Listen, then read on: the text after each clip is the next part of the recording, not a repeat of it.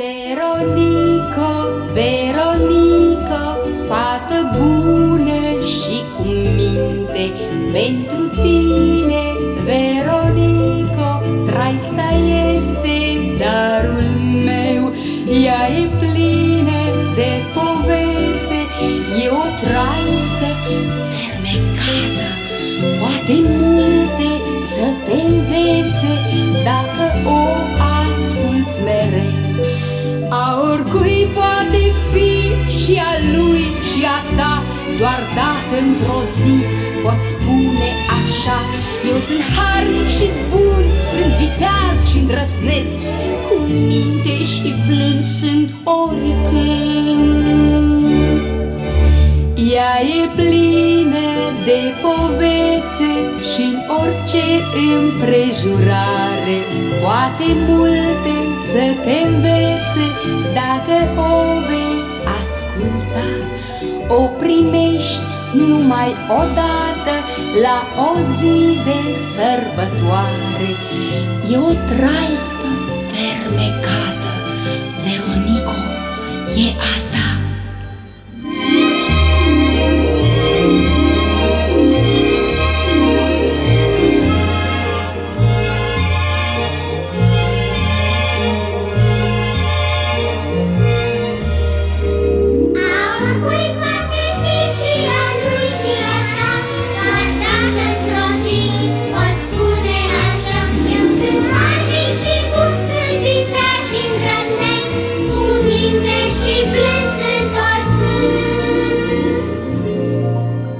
Ea e plină de povețe și în orice împrejurare poate multe să te învețe dacă o vei asculta.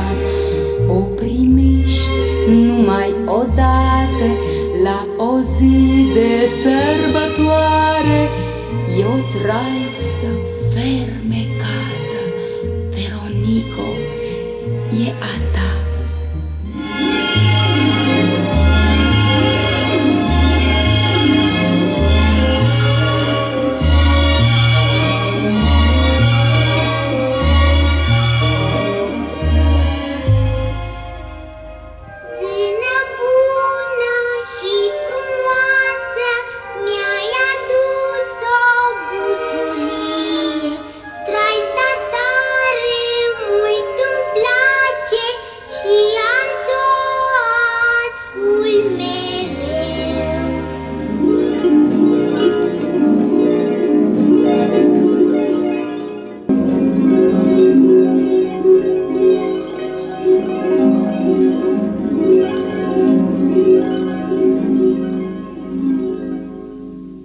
Veronico, Veronico, fată bună și cu minte, pentru tine, Veronico, traista este darul meu.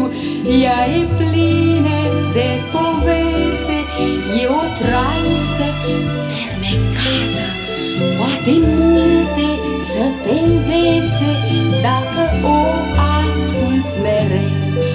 A oricui poate fi și a lui și a ta, doar dacă într-o zi poți spune așa: eu sunt harnic și bun, sunt viteaz și îndrăzneț, cu minte și plâns sunt oricând. Ea e plină de povețe și în orice împrejurare poate multe să te învețe dacă o vei asculta. O primești numai odată la o zi de sărbătoare. E o traistă fermecată, e a ta.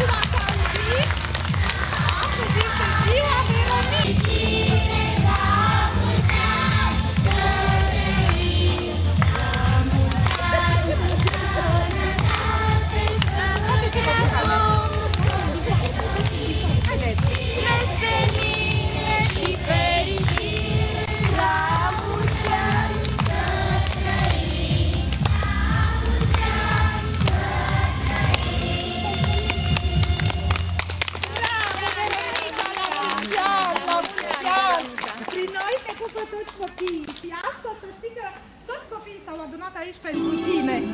Ascultă! Să vedem oare cine să vină la ziua asta astăzi.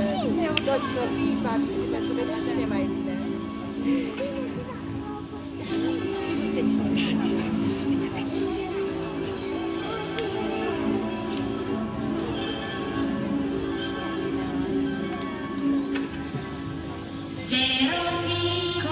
Veronico, fată bună și cu minte, pentru tine, Veronico, traica este darul meu, ea e plină de povețe, e o frază fermecată, poate multe să te învețe, dacă o asculți.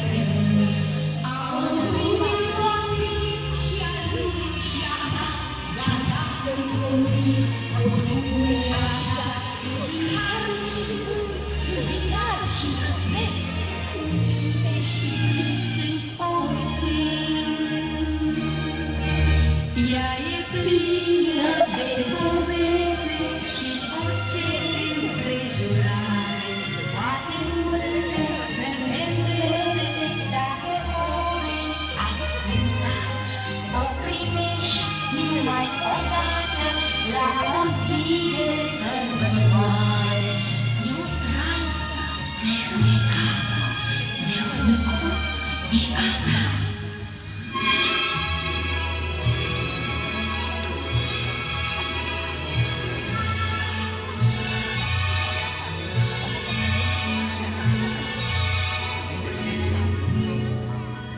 Ea e plină de povețe și orice împrejurare, poate multe să te învețe, dacă o asculta, o primești numai odată la o zi de sărbătoare. E o rasă fermecată, Veronico, e a ta.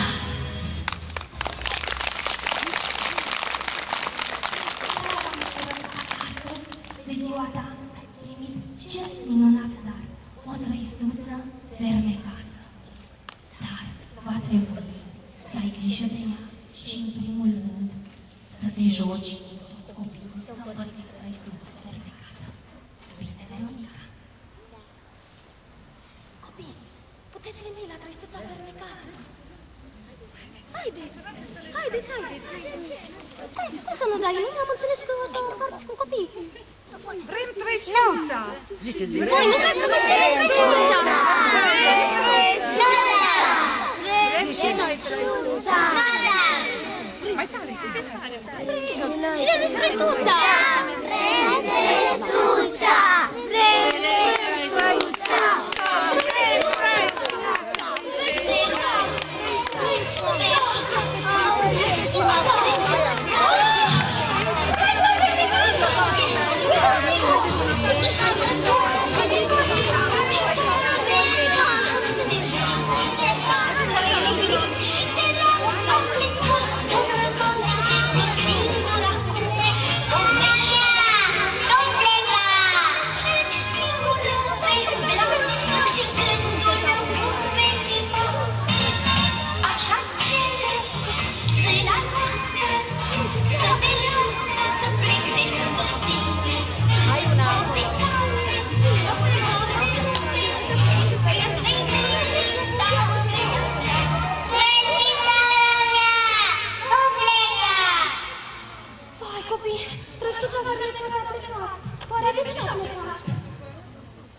Cine știe să spune de ce a plecat? Trăistuța!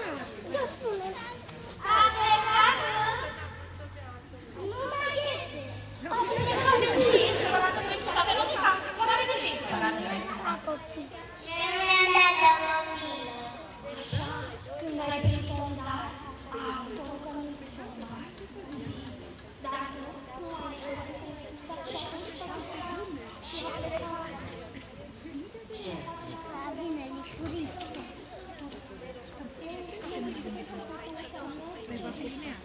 Da.